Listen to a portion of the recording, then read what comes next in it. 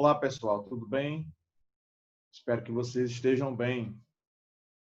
Hoje é mais uma aula remota, gravada, com conteúdo do nono ano. Conteúdo este que hoje nós vamos prosseguir no que se refere à Revolução Cubana, revolução com características socialistas. Eu já mencionei, só para fazer um resgate, fazer uma introdução, para que você possa compreender os fatos, que já mencionei que com o fim da Segunda Guerra, outra guerra iria ser iniciada. Uma guerra, só que com características bem diferentes. Características de uma guerra de ameaça. Uma guerra que não foi deflagrada, que não aconteceu um ataque propriamente dito.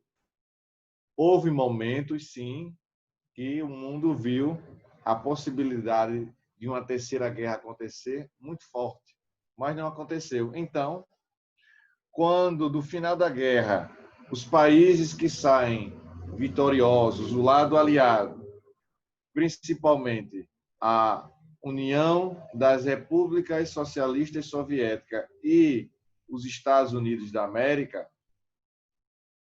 são as potências, os países que saem muito, muito fortalecidos após o conflito.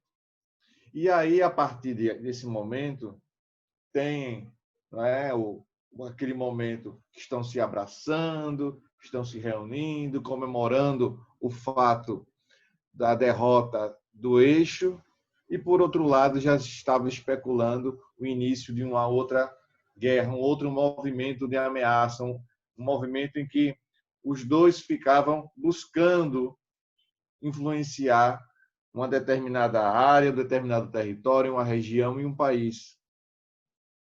Com isso, vai se ter esse processo chamado Guerra Fria, a guerra que não é uma guerra propriamente dita, mas uma guerra ideológica, cultural, econômica, social, política. Mas o armamento utilizado foram essas ameaças, essas características. O conflito propriamente dito não aconteceu, não ocorreu. E diante disso, o que é que temos? Temos um campo, de um lado, como se fosse uma tabela de xadrez, não é? De um lado os Estados Unidos, do outro a União Soviética, e as peças de xadrez são equivalentes aos países, cada um querendo manusear, cada um querendo ter uma área de influência. E aqui na América, né, com a questão vitoriosa dos Estados Unidos pós Segunda Guerra, os Estados Unidos vai se tornar um país de referência, vai mostrar ali toda a sua força, todo o seu poder, e de que maneira eles vão querer, a partir de agora, influenciar o mundo. Então, esse plano, né, de América para os americanos, a doutrina Monroe, que significa essa influência que os Estados Unidos querem exercer no mundo, como sendo um país a ser idealizado, um país a ser seguido em todas as suas concepções tecnológicas, políticas, sociais, vai ter aqui na América, inicialmente, o seu olhar, não é? O seu objetivo. Com o passar do tempo, outras regiões vão ser motivo de investimentos, de interesses norte-americanos. Para que vocês possam ter uma ideia, com o fim, veja a influência que os Estados Unidos querem exercer, com o fim da Segunda Guerra, os norte-americanos vão criar o Plano Marshall. O que é o Plano Marshall? É um plano de desenvolvimento da Europa, concessão de empréstimos, investimentos de toda conta. Então, o interesse deles era que ali, na Europa Ocidental, principalmente, por quê? Porque na Europa Oriental já havia influência da antiga União Soviética nessa região oriental. No Ocidente, na Europa Ocidental, tínhamos a influência dos Estados Unidos da América. Perfeito aí? Com isso, os Estados Unidos vão ter essa concepção, essa visão de que, concedendo esses investimentos, esses empréstimos aos países que vivenciaram na Europa a Segunda Guerra Mundial, eles iriam obter vantagens econômicas gigantescas, enormes, não é? Enormes. E aí nós temos um processo de desenvolvimento, não é, dessa influência norte-americana, e, por outro lado, a União Soviética vai reagir a isso, desejando também ter seus países aliados em todos os continentes da Terra. Com isso, já havia, não é, uma liderança surgindo em Cuba com simpatia a um regime socialista. Os Estados Unidos havia ajudado os cubanos a expulsar os espanhóis lá atrás, como já falei na aula anterior. E agora, os Estados Unidos acreditam que a Cuba vai ser como se fosse a sua colônia. Tem base militar lá em Cuba, a base militar de Guantánamo. E aí essa base de Guantánamo é uma representação, se fosse um território americano dentro de Cuba. E esse processo todo, você vai perceber que os países da América Central, principalmente a América Central nesse momento, na década de 50 e 60, vão passar por essa influência toda a essa região e Cuba também. Só que vai ter uma insurgência, vai ter um movimento de insurgência contra esse movimento de dominação, de exploração dos Estados Unidos, que é através de Che Guevara e Fidel Castro. Deu para entender aí o processo? Deu para entender essa concepção, como ocorreu os fatos históricos lá atrás, como eles estão ligados aqui nesse processo, nesse momento histórico, aliás, entre a década de 50 e 60. Na página 218, nós temos uma noção do que seria essa revolução. Eles quem? Fidel Castro e Ernesto Che Guevara conseguem assumir o poder, vencem, fazem uma guerrilha, vencem, tomam o poder e vai ter, nesse momento, um olhar diferenciado para dois setores da sociedade cubana, que é a educação e a saúde. A educação e a saúde de Cuba passa a ser uma referência, passa a receber vários investimentos, né? Uma saúde pública de qualidade, até hoje, não é? Os médicos cubanos são referências no mundo.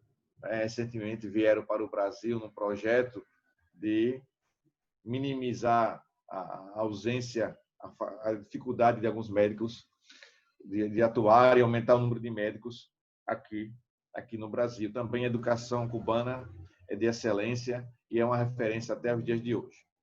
E ele vai estabelecer uma reforma agrária, vai nacionalizar, o Fidel Castro vai fazer uma reforma agrária, vai nacionalizar empresas estrangeiras. Quando a gente observa isso, a gente podemos fazer uma ligação, né, uma analogia com o que aconteceu com a Revolução lá na Rússia. Lenin tomou as mesmas medidas. Então, percebam que as atitudes são as mesmas, as concepções são muito semelhantes ao que aconteceu na Revolução Russa. Pois bem, na página 218, nós temos aí a Revolução Fulgêncio versus Fidel. O que foi que eu falei na última aula? Né? É um processo de guerrilha. Eles vão formar um grupo lutando, guerrilhando, sem muita estrutura, mas conseguem aos poucos ter várias vitórias e derrubam o regime de Fulgêncio Batista, um regime autoritário que era o presidente da população cubana, da nação cubana, que era aliado aos Estados Unidos. Deu para entender? Então, os Estados Unidos interferindo aí de forma significativa em Cuba. Pois bem, 218 diz assim: a partir de Sierra Maestra, cerca de 80 guerrilheiros liderados por Fidel e Ernesto Che Guevara iniciaram a guerrilha com apoio popular. com a propaganda de libertação do povo cubano e fim da ditadura. Em 1959, derrubaram o regime autoritário de Fulgêncio Batista, condenando à morte por fuzilamento, junto com centenas de partidários, ou seja, centenas de aliados. Foi prometido à população convocar o mais rápido possível eleições democráticas, visto que, desde o golpe de Batista, as liberdades individuais e coletivas foram cassadas. No entanto, Castro permaneceu como presidente de Cuba até 2006, sem realizar eleições democráticas. Não é? Isso é típico do regime autoritário. Ele promete, assume o poder, diz que é um período pequeno que vai continuar, que vai ter seu governo, um governo de transição, e que brevemente fará eleições democráticas. Isso fica só no discurso, na prática isso não acontece. No entanto, Castro permaneceu como presidente de Cuba até o ano de 2006. No campo social, Fidel Castro realizou medidas importantes para a população cubana, visando implementar o regime socialista e fortalecer os serviços públicos. Também tinha como objetivo impedir a entrada do fluxo de capital externo, principalmente dos Estados Unidos, que apoiaram a ditadura de Batista. As mudanças no campo econômico e social foram as seguintes. Foi que eles mudaram aí quando assumiram o poder. Os socialistas, agora é o governo de Fidel Castro. Vamos lá. Página 219. Diminuiu significativamente o índice de analfabetismo, organizando programas sociais para que toda criança aprendesse a ler e escrever. Os adultos também foram incentivados a se alfabetizarem.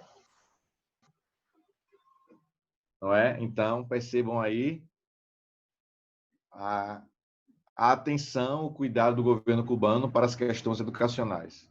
Outro item. A saúde passou a ser pública e teve investimento do governo Fidel. Com isso, as universidades receberam grandes recursos para formar médicos. Foram criados fundos para pesquisas científicas voltadas para a cura de doenças. A medicina preventiva diminuiu bastante o índice de mortalidade infantil. Olha aí.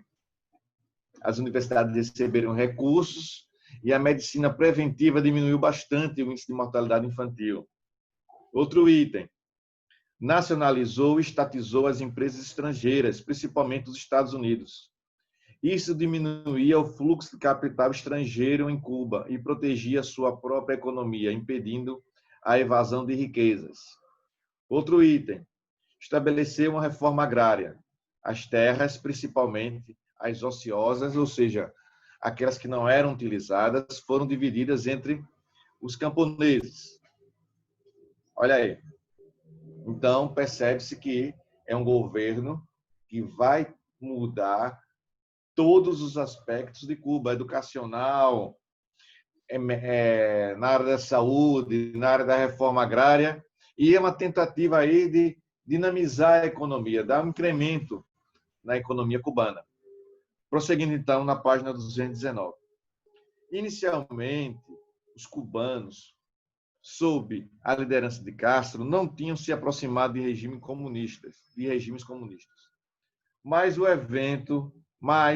um evento resultou num confronto com os Estados Unidos, fez com que Cuba se aliasse à União Soviética, o episódio de Baía dos Porcos. Esse episódio foi um dos episódios mais quentes, né, agitados da Guerra Fria, que se viu ali realmente a possibilidade do conflito existir, de uma terceira guerra mundial existir. Mísseis, né, norte-americanos prontos para atacar. Né? Então, uma tentativa era de derrubar o governo de Fidel Castro. Tem um link que está